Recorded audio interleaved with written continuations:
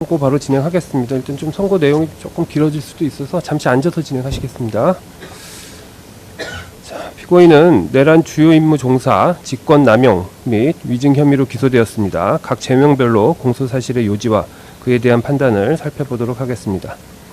그리고 참 요 사건 선고에 앞서서 요 사건은 지금 관련 법령에 따라서 기본적으로 저희가 중계를 해서 재판 진행했고요. 요 선고 관련해서는 실시간 중계 신청이 들어와서 그 부분 허가해서 실시간 중계로 진행되고 있는 점 먼저 고지드립니다.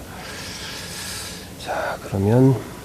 일단 첫 번째로 내란 중요 임무 종사 혐의에 대해서 보도록 하겠습니다. 이에 대한 공소사실의 요지는 다음과 같습니다. 윤석열, 김용현 등은 비상계엄 선포 후 군과 경찰을 동원하여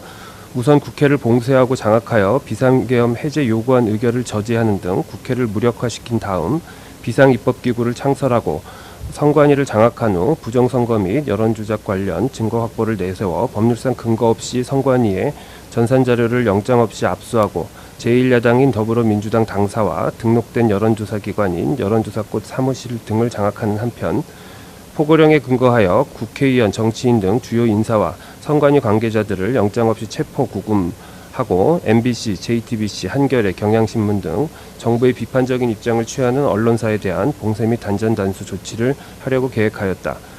이와 같은 모의에 따라 윤석열, 김용현 등은 2024년 12월 3일 22시경을 기하여 전국에 비상계엄을 선포하기로 하고 사전에 국무총리, 법무부 장관, 행정안전부 장관인 피고인, 통일부 장관, 외교부 장관, 국가정보원장만을 대통령실로 불러 피고인에게 국회, 선관위, 민주당 당사, 언론사 등 주요 기관에 대한 시간별 봉쇄 계획 및 특정 언론사 단전 단수 조치 지시가 담긴 비상계엄 관련 문건을 한덕수와 조태열에게도 각 해당 비상계엄 관련 문건을 각각 건네주는 등으로 비상계엄 선포에 따른 조치사항을 지시하였다. 이후 윤석열, 김용현은 기획재정부 장관, 농림축산부 장관 등 국무위원을 추가로 소집할 것을 지시하였고 22시 16분경 국무회의 구성원 11명이 모이자 국무위원들에게 미리 준비한 계엄 선포문 사본을 나눠주며 비상계엄을 선포하겠다고 통보한 후 대접견실에서 나와 대국민 담화를 발표하고 비상계엄을 선포하였다. 이후 김용현은 미리 작성하여 가지고 있던 포고령을 계엄 사령관에게 건네주면서 이를 발령하라고 지시하였고 이에 따라 박안수는 23시 23분경 포고령을 발령하였다. 피고인은 비상계엄을 선포한 22시 27, 윤석열은 비상계엄을 선포한 22시 27분경부터 다음날 04시 26분경 비상계엄 해제를 발표할 때까지 군인과 경찰 공무원 등으로 하여금 국회를 봉쇄하고 국회, 선관위의 과천청사, 관악청사, 수원선거위원회, 선거연수원, 민주당 당사, 여론조사 꽃을 장악하며 포고령에 근거하여 국회의원, 정치인 등 주요 인사와 선관위 관계자들을 영장 없이 체포 구금하고 부정선거 및 여론조작 관련 증거 확보를 구실로 내세워 법률상 근거 없이 선관위의 전산자료를 영장 없이 압수하며 군 병력을 국회의사당에 침투시켜 국회의원들의 비상계엄 해제 요구안에 의결을 저지하고 국회를 무력화시켜 헌법기관인 국회 및 선관위의 권능 행사를 불가능하게 하고 정부의 비판적인 입장을 취하는 특정 언론사에 대한 봉쇄 및 단전 단수 조치를 함으로써 헌법 또는 법률이 정한 절차에 의하지 아니하고 언론 출판 자유 등을 침해하려는 국헌문란의 목적으로 국군 방첩 사령부 등 무장 군인 1,600여 명과 경찰관 약 3,790명 등을 동원하여 국회, 선관위, 민주당 당사, 여론조사 꽃 등을 점거, 출입 통제하는 등의 방법으로 강압하여 한 지역에 평원을 해하는 폭동을 일으켰다. 피고인은 이와 같이 계엄 선포 당일 대통령실에 도착하여 윤석열로부터 오늘 밤 비상계엄을 선포하겠다는 취지의 말을 듣고 김용현을 통하여 국회, 민주당사 등 주요 기관 봉쇄 계획 및 특정 언론사에 대한 단전 단수 조치 지시 문건을 받아 이에 관한 지시를 받은 후 이를 이행하기로 마음먹고 비상계엄이 선포된 후 국회 주변에 서울 경찰청 소속 기동대가 배치되어 국회를 통제하고 포고령이 공포된 상황에서 23시 34분경 서울정부청사 12층에 있는 본인의 집무실에서 경찰청장이 조지호와 통화한 이후 계속하여 23시 37분경 소방청 상황판단회의를 주재하고 있던 소방청장 허석권에게 전화하여 특별한 사건 사고에 소방이 출동한 것이 있는지 소방청이 단전단수 요청을 받은 것이 있는지를 묻고 한겨레, 경향, MBC, JTBC, 김어준 뉴스공장에 24시에 경찰이 투입된다. 연락이 가면 서로 협력해서 적절한 조치를 취해라 라는 취지로 말하며 특정 언론사 단전 단수에 대한 협조를 지시하였다. 이로써 피고인은 윤석열, 김용현 등과 순차 공모하여 윤석열로부터 받은 국회 등 주요 기관 시간대별 봉사 계획 및 특정 언론사 단전 단수 조치 지시를 소방청장에게 전달하면서 소방청으로 하여금 경찰과 협력하여 특정 언론사 건물 5곳에 대한 단전 단수 조치를 시행하도록 지시함으로써 위 내란 행위에 대한 주요 임무를 종사하였다. 이러한 공소 사실에 대해서 피고인 및 변호인의 주장 중에 공소장 일본주의 위배에 대한 주장을 먼저 살펴보면, 피고인 및 변호인은 이 사건 공소장에는 피고인이 관여하지 않은 비상계엄 및 내란 행위에 대한 상세한 기재가 있고, 피고인에 대한 공소 사실과 직접적인 관련이 없는 부분이 다수 기재되어 있으며, 여러 관계자들의 행위를 연결하여 기재함으로써 법관으로 하여금 불필요한 선입견이나 예단을 가지도록 하고 있어 공소장 일본주의에 위반된다라는 취지의 주장을 하고 있습니다. 이 사건 공소 사실에 구속요건적 행위에 해당하는 사실 이외에 사건의 배경, 전제 사실, 공모에 이르게 된 경위 등 다소 장황하게 기재되어 있는 부분은 있으나, 이 사건 공소 사실 중 내란 중요 임무 종사 부분은 윤석열을 우두머리로 하는 내란죄를 전제로 하는 것으로서 집합범인 내란죄의 특성상 피고인의 행위만을 단일 범죄나 사건으로 특정하기 어렵고, 피고인을 비롯한 내란 우두머리 및 여러 주요 임무 종사자들의 행위를 기재해야 할 필요성이 있으며, 이 사건 공소 사실의 적용 법조 및 죄명에 의하면 피고인에 대한 공소는 내란 중요 임무 종사, 직권남용 권리행사 방해, 위증 등에 대해서만 제기된 것이 분명하다는 점을 종합하여 보면, 이 사건 공소장 기재가 법관에게 예단을 생기게 하여 범죄 사실의 실체를 파악하고 심증을 형성하는 데 장애를 일으킬 정도에 이르렀다고 보기는 어렵습니다. 그래서 이에 대한 주장은 받아들이지 않습니다. 다음으로 피고인에 대한 내란 주요 임무 종사 성립 여부에 대한 판단을 하기에 앞서서 윤석열과 김용현 등의 내란죄 성립 여부를 살펴보면, 이 법원이 적법하게 조사하여 채택한 증거들에 의하면 다음과 같은 사실이 인정됩니다. 윤석열은 계엄 당일 19시경부터 19시 30분경 사이에 김용현과 함께 대통령 안전 가옥에서 조지호 김봉식을 만났고, 그 자리에서 동석한 김용현은 윤석열이 지켜보는 가운데 조지호 김봉식에게 계엄군의 출동 시각과 출동 장소를 의미하는 22시 국회, 23시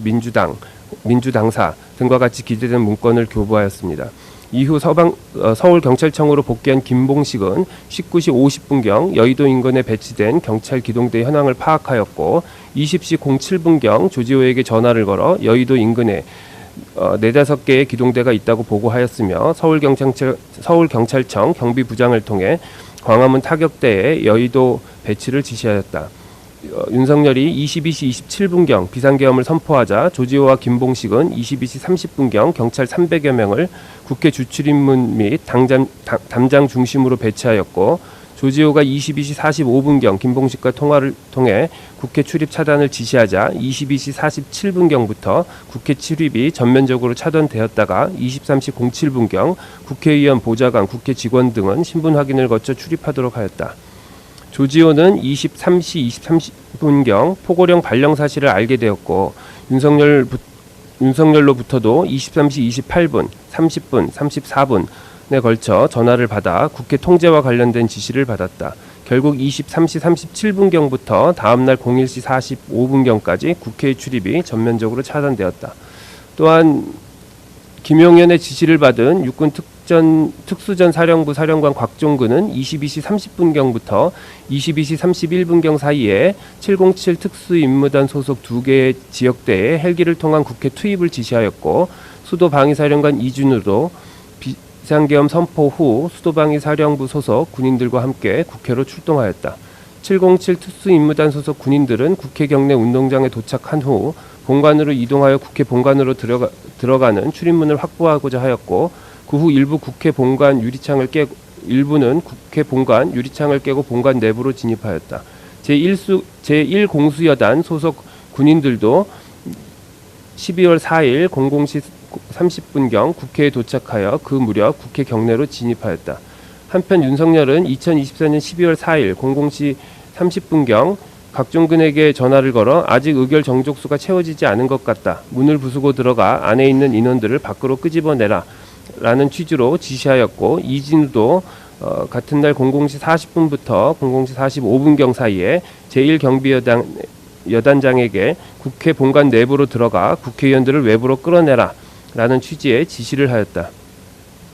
정보사령부 소속 군인 10여 명은 비상계엄 선포 후 선관위 과천청사에 진입해 선관위 직원들의 휴대전화를 압수하고 외부 연락 차단, 출입 통제 등을 하였고 선관위 서버 등의 전산 시스템을 촬영하기도 하였으며 제3공수여단 소속 군인들은 선관위 과천청사와 수원에 있는 선거연수원으로 출동하였고 제9공수여단은 선관위 과천청사에 출동하였다. 또한 곽종근은 비상계엄 선포 무렵 민주당 사로에 편의대 출동 지시를 하였고 제9공수여단 소속 군인들에게는 서울 서대문구에 위치한 여론조사 꽃으로의 출동을 지시하였다. 민주당사로 이동 중이던 제1공수여단 소속 군인들은 국회의 비상계엄 해제 요구 결의안이 가결된 이후인 24년 12월 4일 01시 06분경 육군 특수전 사령부로부터 대기 지시를 받고 그때부터 02시 35분경까지 당산역 일대 도로에서 정차 후 대기하다가 부대로 복귀하였으며 여론조사 꽃으로 출동한 제9공수여단 소속 군인들은 00시 50분경 여론조사 꽃에 도착한 후 같은 날 01시 09분경까지 건물 앞을 정부한 채 외부인들의 출입을 통제하였다. 이러한 사실에 비추어 판단하건대 윤석열, 김용현 등은 국회와 야당 강사 및 언론사를 물리적으로 봉쇄하여 이들의 기능을 마비시키거나 독립된 헌법기관인 선관위를 영장 없이 압수수색하고자 하였는데 이는 헌법의 대의제 민주주의, 민주적 기본질서의 규범적 효력을 상실케 하고 헌법에 의하여 설치된 국가기관인 국회의 권능 행사를 불가능해 하려는 국헌문란의 목적 아래 이루어진 행위들로 판단된다. 윤석열, 김용현 등이 일련의 지휘 체계에 따라 집단적으로 다수의 군병력 및 경찰력을 동원하여 국가기관인 국회, 선관위를 점거, 출입 통제하고 그 활동을 제한하려 한 이상 윤석열, 김용현 등은 국헌을 문란하게 할 목적으로 다수인이 결합하여 유형력을 행사하고 해악을 고지함으로써 한 지방의 평온을 해할 정도의 위력이 있는 폭동, 즉 내란 행위를 일으켰다고 판단된다. 피고인의 내란 중요임무 종사 행위와 관련하여 피고인 주장의 요지는 피고인은 윤석열, 김용현 등과 사전에 내란을 공모한 적이 없고 오히려 계엄 선포에 반대하였으며 당시에는 윤석열이 헌법상 대통령에게 부여된 비상계엄 선포권을 헌법과 법률에 위반하여 행사하고 있는지 여부에 대한 판단을 내리기 어려운 상황이었고 허석공과 통화할 당시에는 포고령이 내려진 사실 및 국회 봉쇄 사실을 제대로 알지 못하여 국헌문란의 목적이나 폭동에 대한 인식이나 고의가 전혀 없었으며 윤석열이나 김용현으로부터 특정 언론사 봉쇄 및 단전단수 조치에 관한 지시를 받거나 이에 따라 소방청장에게 특정 언론사 단전 단수에 대한 협조 지시 내지 내란의 중요 임무에 해당하는 지시를 내린 바가 전혀 없으며 실제 계엄 선포 당일 특정 언론사에 대한 봉쇄가 이루어진 사실도 전혀 없으므로 피고인이 내란의 중요 임무를 분담하거나 이에 해당하는 행위를 하였다고 볼 수 없다는 것입니다.